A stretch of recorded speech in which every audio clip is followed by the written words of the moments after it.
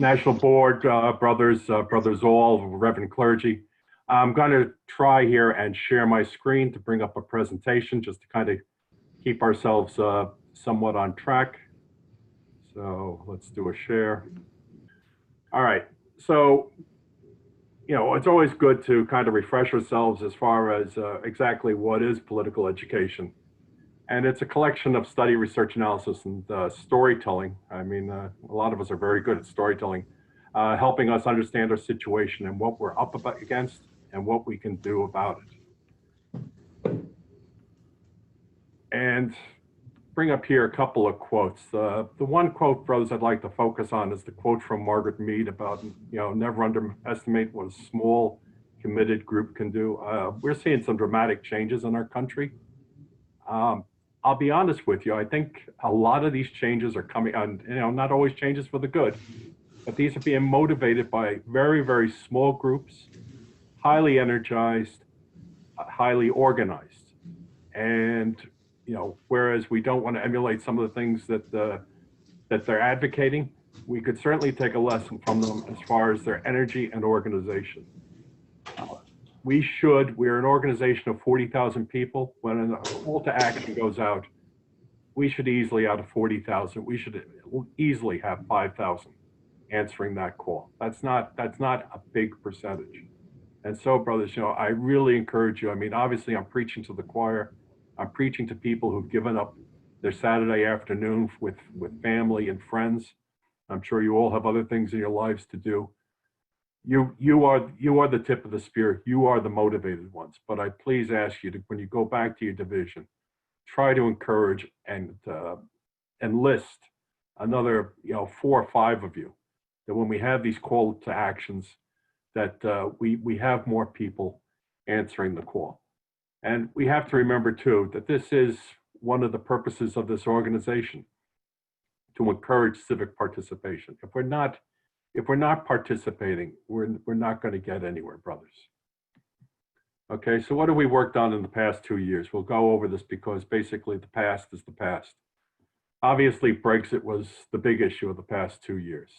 And because of you, brothers, because of the pressure that we were able to exert, and, you know, some of the, you know, we were able to get some Congress, you know, members of the Congress, members of the Senate, basically saying that they were not going to sell out the Good Friday Agreement. And I think this did come as a shock to the British government, that there was American interest in Brexit. There was American interest in not seeing a border go up, repartitioning Ireland, that they did agree to the Irish Protocol. I mean, they basically, brothers, came full circle, because that was the Irish Protocol was actually the initial, once they decided to go for Brexit, that was the initial, and I would argue the only way that we were going to actually preserve the Good Friday Agreement and they be able to have their Brexit. And they can have their Brexit as long as they don't, you know, mess with Ireland.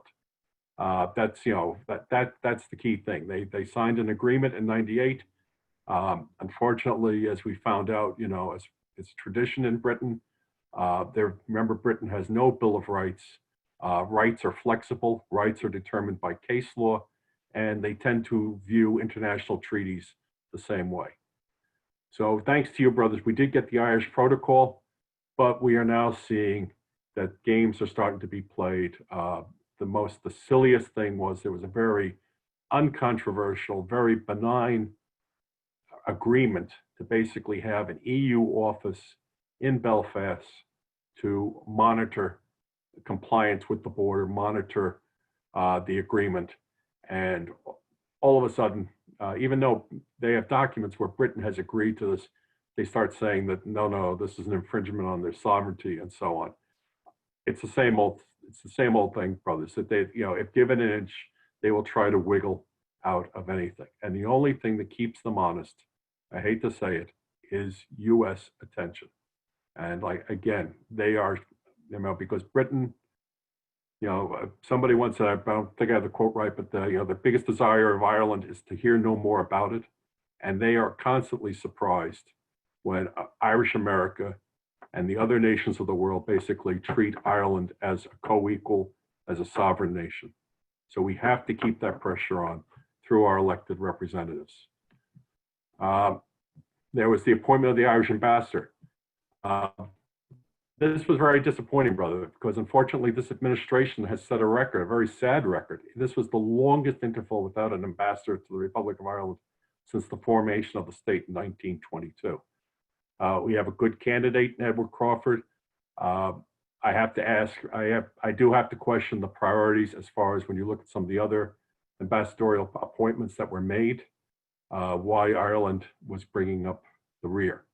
It's one of the it's one of the fastest, or prior to COVID, it was one of the fastest growing economies in Europe. A highly engaged workforce, somebody that we should be. Ireland is something, a nation we should be having good relations with. In fact, and always too, let's not forget, Ireland has always been a friend to the United States, even when they've disagreed with us. Ireland has always been a friend to the United States. Appointment of the Northern Ireland Secretary. We were very, very concerned when we last met in our national convention, because there have been repeated calls to eliminate this position, both from the Democrats and the Republicans. There has been this. We did get the envoy in there. Went a little bit too fast there, but it's very late in the term, and we have to make sure that come November and what may, we still have a special envoy to Northern Ireland, again, because it sends that clear message that people are watching what's going on in the North, that America cares. All right, so we are, brothers, the voice of Irish America. I mean, I don't think anybody that disputes that, but sadly, it's getting harder to be heard. As Martin alluded to, we are losing good friends, longtime friends on both sides of the aisle. Peter King, being an example, Elliot Engel being another example, right? And there is, I think, a concern that the new generations of politicians do not perceive an active Irish American community. I think they think a lot of us have all assimilated. We're being squeezed by progressivism on the left and fundamentalism on the right. Changing demographics mean we don't have the Irish neighborhoods, the wards, or the unions that politicians needed. I mean, we would like to think that politicians answer our calls because it's the right thing to do, and the causes we have are just and right. But we do have politics here. And pundits, the one that always gets me is, for their own motives, keep writing the obituary of Irish America. And brothers, we must change this perception. We must come out. We can't have, if brothers are thinking that being a Hibernian is going to a meeting once a month and, maybe marching on the St. Patrick's Day parade, as Hibernians, we're called to be more. We're not the Shamrock Club. We're not the Friends of the Shillelagh or, anything like that. We're Hibernians, and Hibernians means that we're active in protecting and pursuing our heritage and our culture. We need to put Irish America back on the map. So what do we mean by this? Well, friends, there's the map. This is, it's probably a little bit dated because I think there's been some shifts recently. But if you look at this map here with the Senate on the left and the Congress on the right, you can see here the current 2020 projections. 270 to win, by the way, is the website. The ones that we need to target are the ones in brown down, in these areas here. Those are the toss-ups. Obviously, if we go out and engage with candidates in those areas, they are very, very motivated, being it's a close election, to listen to us. They want to basically, get all the votes that they can. Certainly, though, we should be just as active, or in some of these dark states, which are considered to be locks. But we should definitely, I ask the brothers in the toss-up states and in the lean Democrat, lean Republican, to basically make an extra effort there to try to go into engagement. Okay, we need to engage candidates for all federal offices. Martin set me up very well for this. Okay, we need to let all potential representatives know who the Hibernians are and what are our causes, right? Again, we must target, we don't ignore anybody, but it's in our best interest to target the toss-ups and the leans. And the first rule of politics is being able to count. And we need to send a clear message that we are Irish Americans and we do count. Okay, so plan of action, brothers. So we ask all the state PEC chairs with Senate races to set meetings with all Senate candidates to introduce the Hibernians and discuss our Hibernian priorities. We ask the county and division PEC chairs meet with all congressional candidates in their jurisdiction. Obviously, congressional districts can overlap county districts. We have that here in New York, and my own Rockland and Westchester. We is in one congressional district. It's even, in some ways, it's even better because it's bring a bigger contingent into the office and have a sit down and a discussion. It's important per our Constitution that we be nonpartisan. That's why we should seek to engage all candidates. Right? We just, I mean, it's just the right thing. We can't endorse, but we can be clear that our goal in meeting with them is to educate our members on the candidates' positions on issues that are important to us as Hibernians, right? And one thing just to prevent misunderstanding, if a candidate chooses not to meet, that's not a blocker to talking to his opponent. Just note to your membership that the offer was made and not accepted. Of course, the members can infer that when somebody doesn't seek to speak with the Irish American community, that actually speaks volumes. Okay, advice for this meeting. Okay, have your elevator speech ready. Realize that candidates are time constrained. Probably, you'll get 15 to 20 minutes. You have to basically make your case there. And as we know, as Hibernians, we have a broad agenda here to cover. We have prepared a little list of Hibernian questions. We will be putting that out onto the website. We've made something, it's a PDF. You can basically, it's a trifold. You can print it, you can get it printed out, hand to your members, fold it up. You can use that for your discussion when you go in for your meeting. If your members, if there's if they go to a candidate's forum or something like that, they can look at that and use that as reference, right? Do not get blocked on one issue. Brothers, I know we are a broad organization and we are not going to get anybody who agrees with us on every issue. I mean, sometimes I don't even know whether as Hibernians we agree on all issues. The thing of it is, though, is that we can have very, very strong allies on right to life who are going to be dead set against us on immigration. And the opposite holds true where we have allies on Freedom for All Ireland who might be against us on right to life. The thing of it is that we have to have people that we can work with, people who we can work with in common cause, and just respectfully disagree and be very strong in our disagreement when we do disagree. We have to rise above the hyper partisanship that we're seeing in this country, and work on our issues with whom we can work with.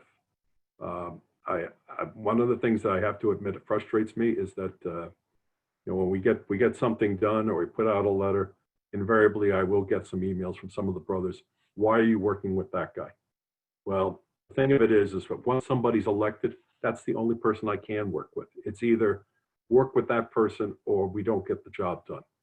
So, one of my favorite lines from the play Major Barber, somebody, head of the Salvation Army, was being criticized because he took a donation from an arms dealer. And his quote was that he would take money from the devil himself and be glad to get the money out of his hands and into God's. And I think that's what we have to do. We have to look for opportunities to work with people to get our issues going, right? So I'm just not going to repeat that. When you go and meet, please try to get contact info for the chief aide. Congress it works a lot like the Army. I mean, anybody who's worked with the military knows that it's really not the colonel or the general that you have to be on good terms with. It's usually the NCO, because if an officer's good, he knows that he relies on the NCO, and the NCO is the one who gets it done, and that's the chief aide. So having good relationships, getting their contact info is key. Okay. Basically, what is I'm going to leave it on that. As far as questions or concerns, I'll open it up. All right, we have Brother Paul Gowdy. Yes, Paul. Hi, Neil. Congratulations on your efforts. I know it's a real difficult job you've got, and it's something you got to stay on top of. One of the Right. things Thank you. that I wanted to bring to your attention was a few years ago, I was over at the Milwaukee Festival. Reputedly the largest festival in North America. And the Hibernian division over there play a very active part in that whole event. And the Sunday they have a mass where there's 4,000 plus people attend the mass, and the Hibernians over there, they actually work the mass. They take people to their seats, etc. They help when it comes to the communion thing. And it is a huge event. They're a good group of guys, but they don't seem to get too involved outside of just Irish culture into the politics of what's going on. But over in that area, there's a tent that they put up. It's like a cultural tent. And the year I was there, my wife and I were there with the Capuchin Brothers, and we were doing a display about Father Solanus Casey, trying to bring it to the attention of the people in Milwaukee. And lo and behold, in that same tent, there was a guy and a gal from Queen's University, Belfast, and they were trying to recruit Irish kids to go over to Ireland and, you know, join the university there. There was guys from Derry City who were the guys that painted the murals on the side of all the homes. And they were a great bunch of guys. We really had a good time with them. Right. But lo and behold, who snuck in there but a member of the Unionist Party from Northern Ireland. And he was spying around trying to find out what was going on. You know, I don't know what his intentions were, but he got into a debate which they set up a public stage for within that tent with the guys from Derry. And it got real heated and whatnot. So at the end of the session, they asked, did anybody have any questions? And I asked some questions about the political situation in the North, et cetera, et cetera. And the Unionist guy, of course, waffled a lot. And he was very insulting, actually, back to me. And because when I told him I was from the Falls Road in Belfast and a strong supporter of the IRA, he didn't take too happy to that. So anyhow, at one point I said, well, you know what, buddy? Over in Northern Ireland, we're going to out you guys soon, because there's more Catholics been born over there in the north of Ireland than there is Protestants, and very soon politically we're going to be we'll be in charge. And yep, no, that's a good point. All right, I think we may have lost Paul there. We'll move on to Sean O Dowd. Yes, Sean.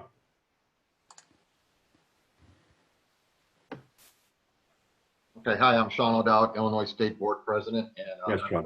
Freedoms for All Ireland National Committee.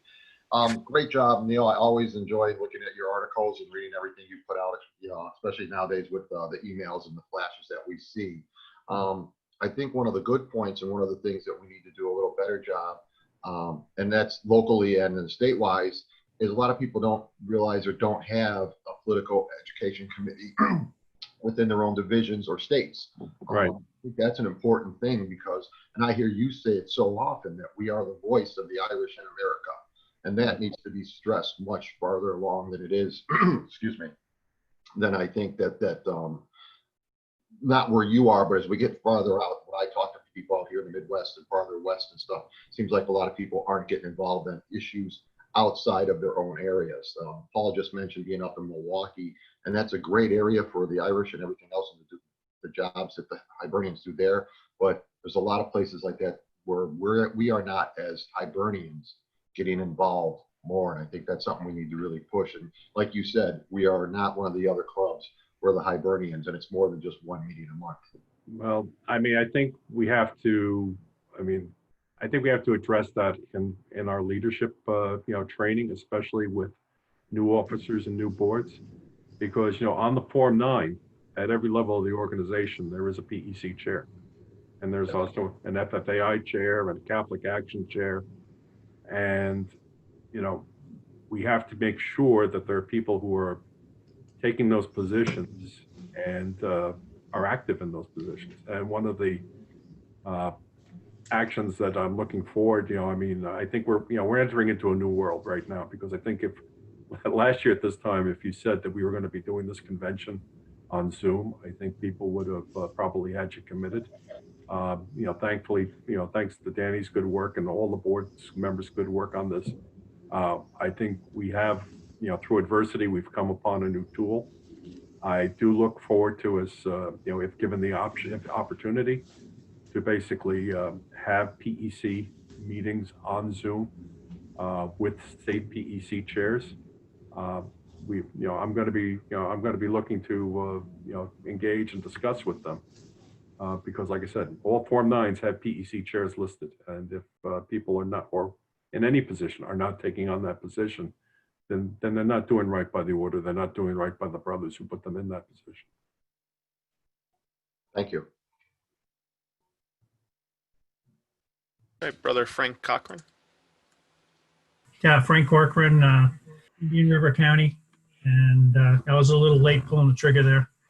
I thought one thing that occurred to me is that I don't think some of our members get or want to interact with our representatives because they're not, they don't really know the issues that well, and they don't want to be like embarrassed or whatever, and they're not really sure how to approach their local congressman or local, councils. So I was thinking if you had like a little, one pager that said, when you contact your congressman, this is what to expect, and this is how to counter any issues that you might have as far as them kind of putting you off, that kind of thing. And then just let me finish and I'll hang up. And then I also thought maybe you could do a PowerPoint presentation that could be used in interacting with a congressman, and maybe even there might be more than one depending on the proclivities of your local congressman. And I think that would be helpful if I think that gives the person confidence to say, well, I know what my points are.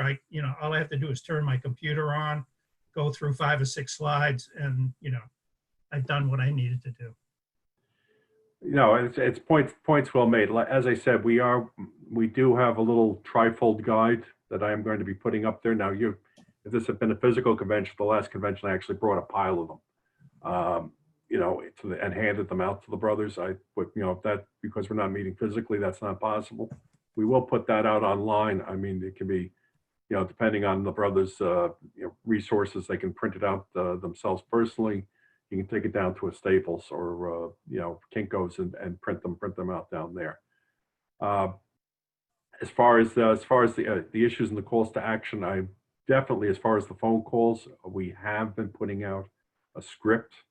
I always feel a little bit funny about that because obviously, I trust our brothers. I know our brothers are eloquent and everything else. But like I said, sometimes it's just a case of people not knowing where to start, and we're not trying to put words in people's mouths. But the script is basically a suggestion on how to start a dialogue. I mean, obviously the brothers can rephrase that into their own words if they so choose. So I mean, I think your points are well made. I think we are trying to do that. I think, but like I said, I think right now, the first thing is basically right now is to go into your Senate candidates, your congressional candidates, have a very small sit down with the AOH, tell them what the AOH is. I mean, it's amazing. I think everybody knows who the AOH are and what we do. In a lot of cases, I've met with congressmen who said, "Oh, gee, I never realized you guys do so much." So I think we have to have that conversation, be proud of ourselves, and engage with some dialogue. And like I said, just be clear, as far as the issues that are important to us. And again, it's not a case where we are going to agree on some issues, and we're going to respectfully and very strongly disagree on other issues. But we're Irish Catholic gentlemen, and we make our points, and we seek engagement. Again, you're not going to change anybody's mind if you can't get into their office, if you can't talk to them. So some people say, well, why are you talking to that person? Well, you're not going to get anything done if you don't talk to them. I mean, it's just, you're just digging your trenches. And that's just not the way forward. Yeah, I want to thank you for all the good work you do. I Thank you. enjoy everything you put out. And Thank you. so thanks very much. Kore magre. Thank you. All right, Brother Joseph McManus. This is Joseph McManus. Can you hear me? Yes. Go ahead, Okay. brother. I'm from past president of Division 3 in Bronx County, Yes. and I've been doing the political work for my union since 1996. Mhm. And on the whole, Neil, I would say your presentation was great. Well, Right thank you. now, Very good. I worked for a congressman before, Congressman Serrano. Mhm. I work for I'm working for a council person right now, and hopefully he'll become a congressperson. Hopefully he'll win the primary and supplement Congressman Serrano. And everybody, the guy is black, Latino, gay. But when I asked him to do a proclamation for the Hibernians, in spite of all that, he did it because of the relationship I had with him. Right. And people don't get that a lot of times. I go by Peter Lynch, the guy that started the Magellan Fund for Fidelity. He says, if you get 60% of your stocks win, you're ahead of the game. That's right. So I agree with everything you said. I hope everybody understands what you said, because it's a relationship game. 90% of life is showing up. And when you show up, you go to an event for any elected official or even your cousin's birthday party. They really appreciate it because time is one thing you can't buy. So if everybody can get out and put a little time in, that would be another, suggestion. So. Right. And please, one thing I did mean to mention, and I forgot my slides. Going out to the brothers, or you brothers yourselves who are on the call here, when we have a call to action, such as a Malachi McAllister, or some of the other issues as far as Brexit, and if you have a contact or somebody has a contact, I mean maybe the congressman or the senator was a fraternity brother of yours, or a sorority sister of your wife, or you have a friend of a friend who knows somebody. Those contacts are golden, and please let us know, and we'll respect any terms of engagement as far as reaching out. I mean, if somebody says, well, I want to go through me, I respect that. I mean, I fully respect that. No, I don't don't mean have more contacts than we know, to be honest with you. And well, if I get to Congress again, I'll definitely keep you in the loop. All right. very good. I appreciate Thank it. you. Anything else, brothers? Brother JP Walsh. Neil, thanks again for the wonderful leadership that you've shown these past 2 years. Thank you. One of the things, I have a question and a comment. The comment, brothers, Neil said it best. Down here, you want to make sure that you don't forget the staff. The staff really are the doors to the elected officials. And Neil pointed out rightly, make sure you polish your elevator speech when you go in there. I cannot tell you the amount of times I have brought groups in to speak with members of Congress, and they waste, out of a 20-minute meeting, you waste 15 minutes just taking the photo and introducing yourselves. Right. You let them dictate your time, and you need to make sure that you have someone elected to be your speaker and kind of hit the ground running. So Neil, thank you for pointing that out. Thank you.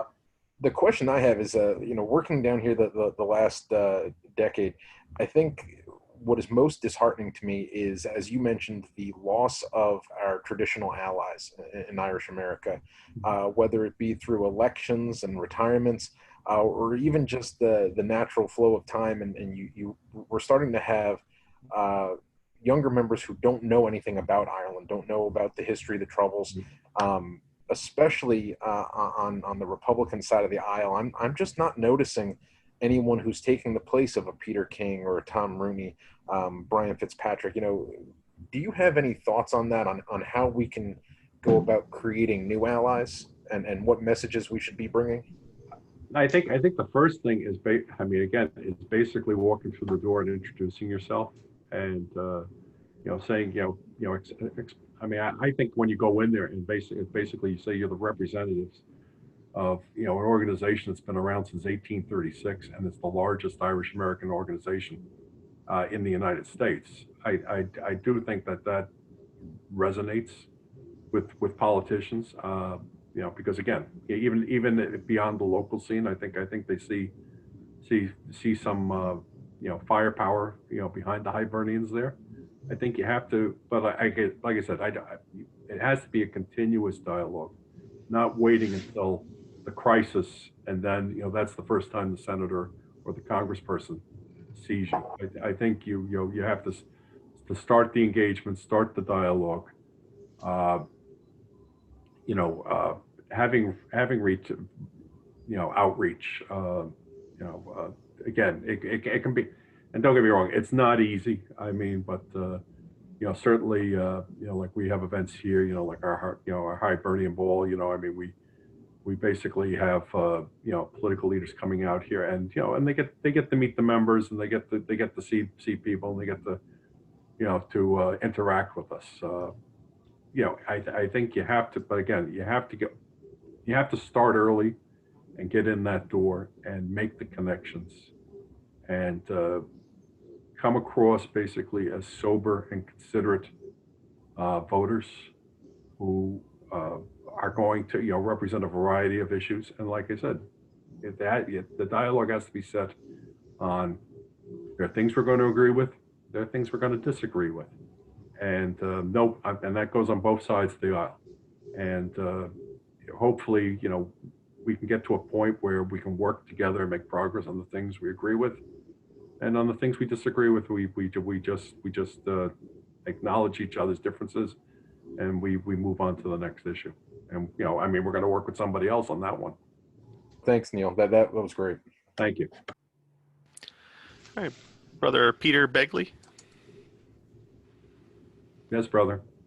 Neil, how are you today? I'm Peter Begley. I'm the junior past president of Nassau County, New York. I wanted to digress a little bit in that a while back we had an incident where a brother Hibernian was running for in this case it was a state office, and he tried campaigning during a meeting. Now our Constitution states that we can't endorse and we can't oppose either, for that matter.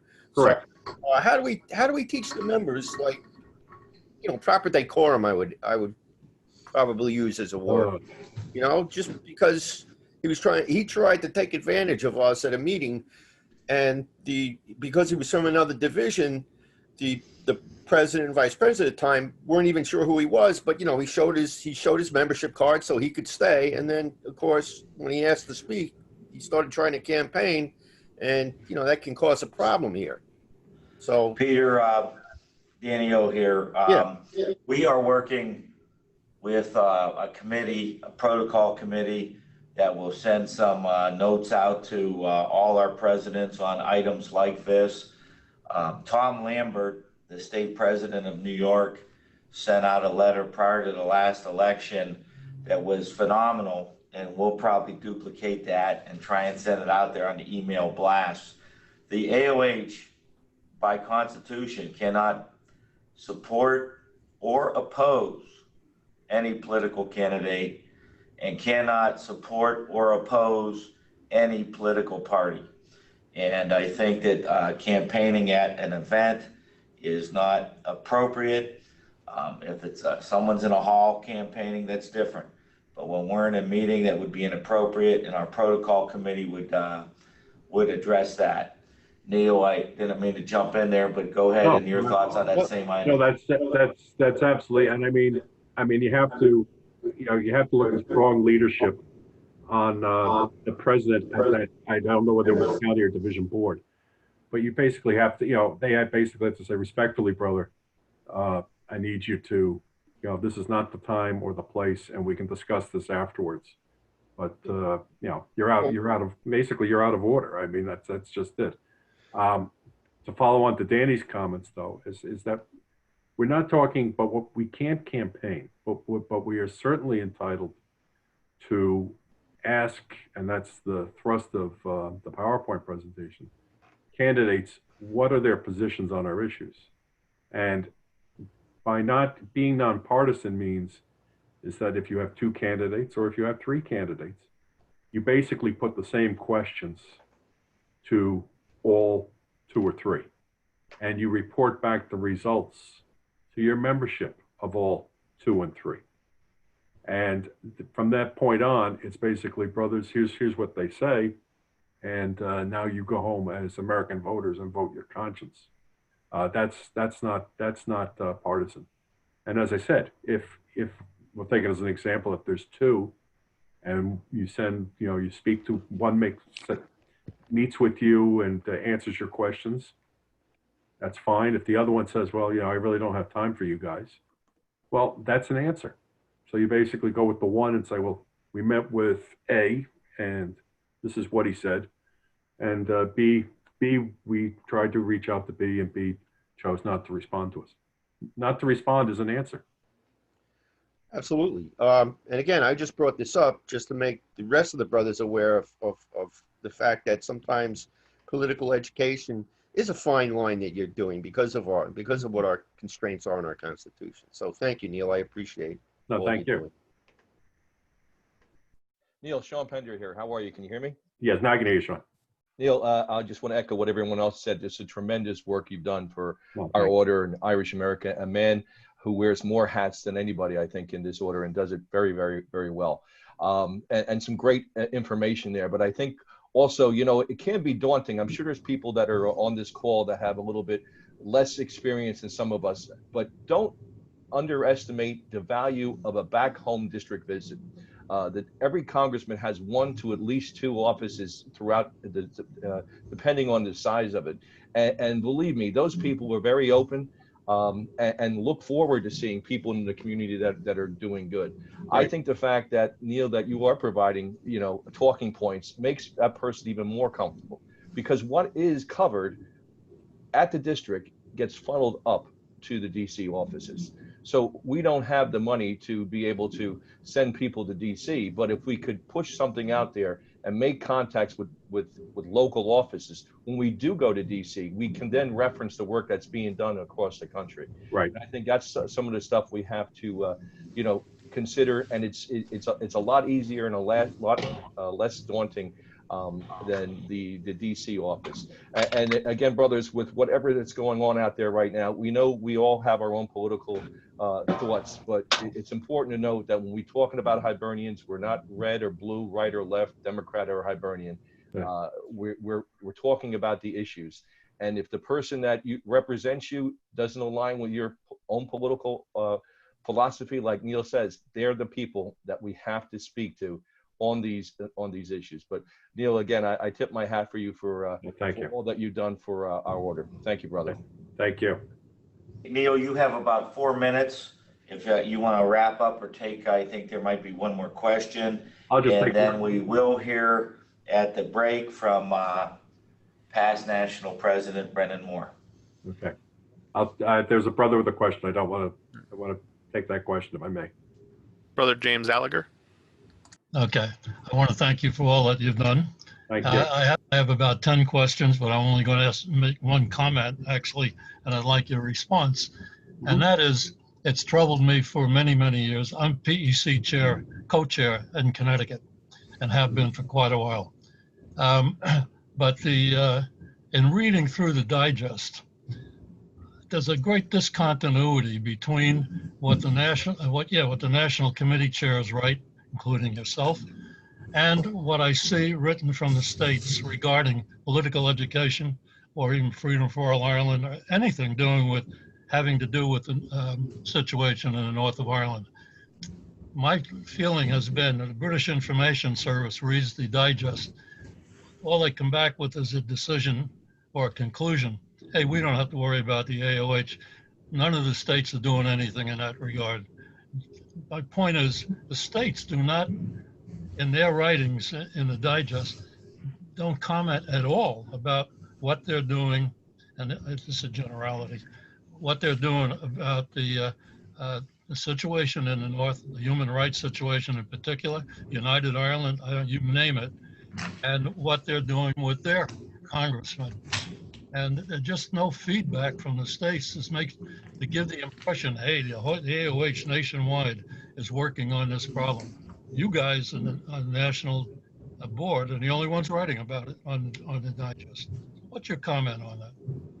Well, again, to make it, I guess that's a good leaving point is that we have to be, everybody has to be involved. I mean, it can't be, I'll leave it to that guy.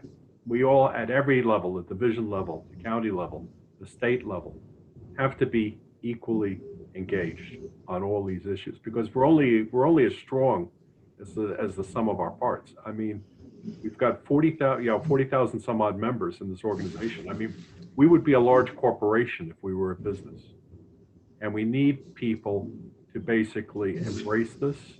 We need the states to drive these issues. And what I'm saying is, we talk about holding our elected officials in Washington accountable, and I would say that the brothers at the division level have to go back to the states and hold your state presidents accountable and say, why am I not hearing anything from the state on, this issue, that issue, the other issue? I don't want to play favorites with any of the issues, but we have to drive that accountability. As I said, I mean, if we take as a number 40,000 members and we have a call to action, I should see, when we put that out on Facebook, we should see, boom, 5,000 Facebook shares. And that's that's how politicians keep score, is looking for that sort of involvement and getting the message out there. So I think you highlight a very legitimate issue. I think we are going to talk as a national board about driving accountability from the top down, but it's even more important to drive accountability from the bottom up, and basically set the expectation that when we elect somebody to a county or state office or division office, that they have to be on board with these issues. It's not just wearing a medal. Thank you. Great work, Neil. Really appreciate all you do. Neil's one of those people that I have on speed dial. And in the old days, I'd have known his number from heart, but I don't.